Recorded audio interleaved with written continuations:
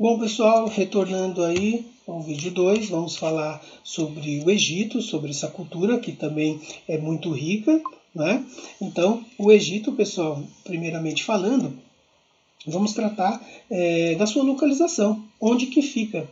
Ou seja, o Egito se encontra no continente africano, né? Norte do continente africano, e está aí cortado pelo Rio Nilo. Né, o Rio Nilo de muita importância para esse povo, pois é por meio dele que essa sociedade prosperou, né, na plantação, principalmente do trigo, da cevada, né, e o historiador Heródoto, o historiador grego do período antigo, disse que essa importância, né, para o povo foi resumida em uma frase, né? Ou seja, o Egito é uma dádiva do Nilo, né? Então, ou seja, a importância era tão grande que ele atribuía ao Egito o valor que esse rio tinha, né? E até hoje tem, né, pessoal? O rio ainda existe hoje. Bom, então aqui falamos dos povos da Mesopotâmia, onde se localiza aqui no mapa. Vocês estão vendo aqui em verde, né? E aqui é uma região mais central, onde é a Fenícia, e a gente vai falar desse povo mais para frente, né? E aqui trata-se do Egito, né? Podem ver aqui o risquinho em azul, que corta todo o Egito. Então esse é o rio Nilo, né?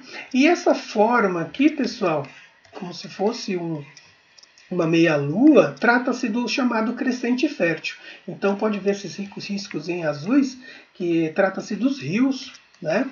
Então é uma região muito rica, muito fértil, né, para o desenvolvimento da agricultura, certo?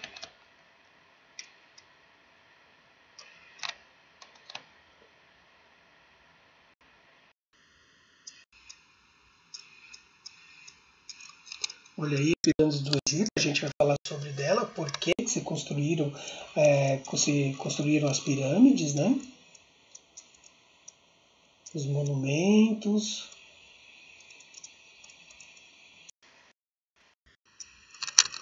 Aí a gente chega aqui na vida e sociedade no Egito, né?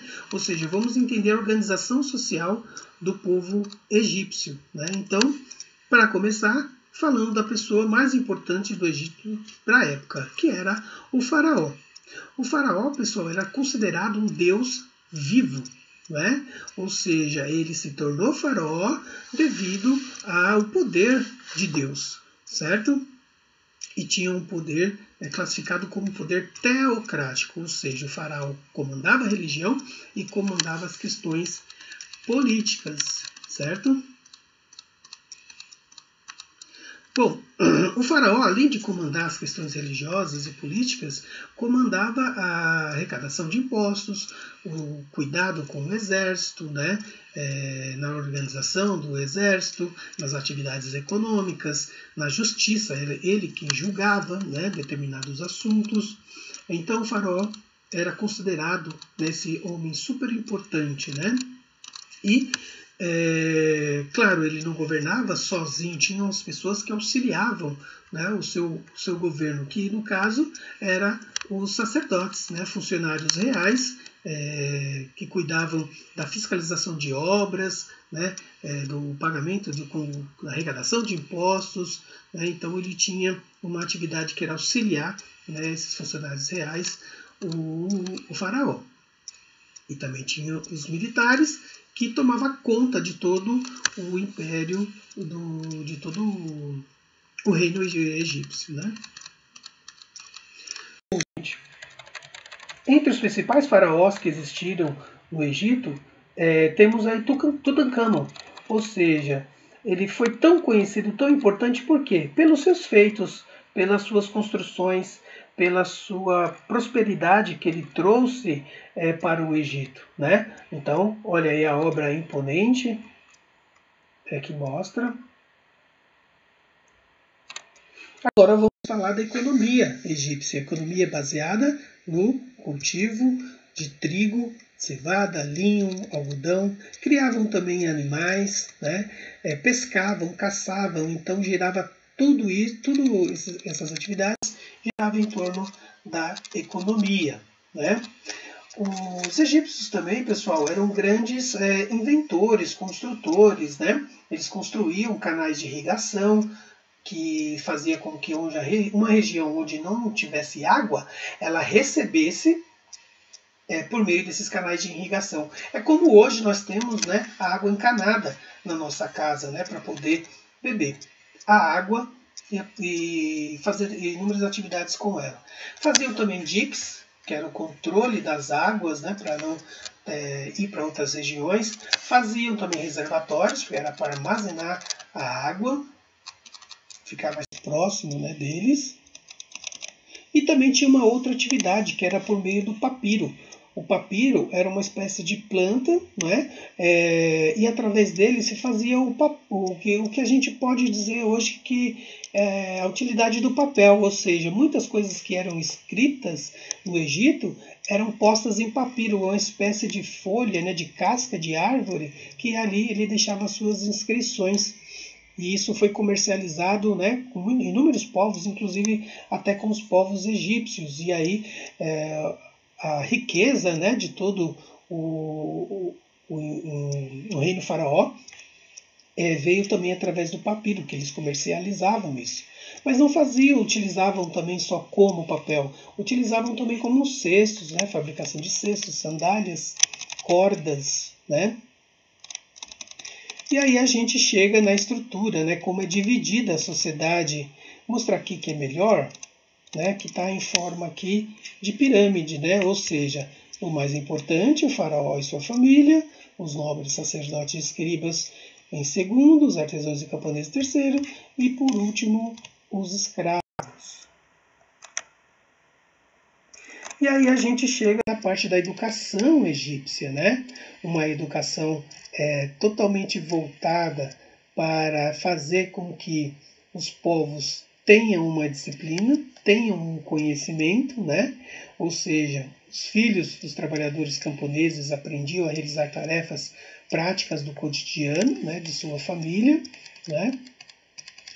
E também havia as escolas, chamadas escolas, para as crianças que iriam querer se tornar escribas, por exemplo. Escribas, pessoal, eram uma espécie de pessoas que tinham o conhecimento da escrita, da leitura, né? Então, se você precisasse de escrever algo, redigir um documento, alguma coisa, os escribas faziam essa função, né? Como se fosse uma pessoa que ia escrevendo, a pessoa ia ditando e ele ia escrevendo, né? E aí a cultura egípcia, ela é baseada na sua religião, né? Eles eram politeístas, acreditavam em vários deuses, como a gente vê aqui. O Amon-Ra, que era o deus supremo, criador do mundo. Horus, que era o protetor da realeza egípcia. Osíris e Ísis, que simbolizava a fertilidade e o renascimento, né? E, por meio dessa crença, os egípcios tinham o costume de acreditar na vida após a morte, né? Ou seja, acreditavam na vida além do túmulo. Não é à toa, pessoal, não é à toa, pensando assim, que eles desenvolveram a técnica de mumificação, que era o quê? Preservar o corpo para a vida após a morte, né? E aí tiveram um grande conhecimento da anatomia para fazer todo esse processo, né, de mumificar os faraós, né, que consistia na dessecação de cadáveres, enrolar em tecidos e colocar em sarcófagos, né, proteger o corpo. E onde que era depositado esse corpo? Dentro das pirâmides, né?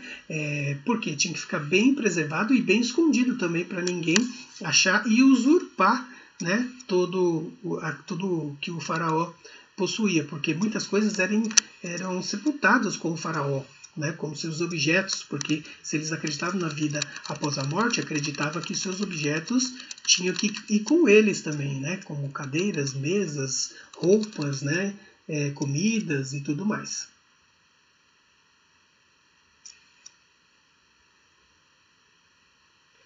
E aqui falar um pouco da escrita, que eram os hieroglifos. Hieroglifos, pessoal, eram inscrições por meio de desenhos feitas na parede. Em vários lugares, em várias construções do Egito, tinha esses escritos, esses hieroglifos, né? Que assemelhavam-se como que a gente entende hoje, como os emojis, né? Eram figuras de pássaros, plantas, animais, né? Então, isso servia para narrar um feito, né? Uma conquista, contaram uma história, né? Então isso estava espalhado pelos templos, né, egípcios, né? Então aqui a gente vê a importância, a cultura dos egípcios, né, que foi revelada na medicina, como a gente viu lá, dessecação de cadáveres, faziam cirurgias também, né? Faziam próteses para as pessoas, né, principalmente o faraó, caso necessitasse, porque ele, mesmo morto, eles faziam prótese, né?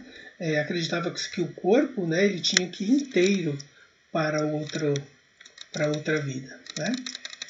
Bom, pessoal, então chegamos ao fim e conhecemos aí a cultura egípcia, né, a cultura mesopotâmica. Espero que tenham gostado.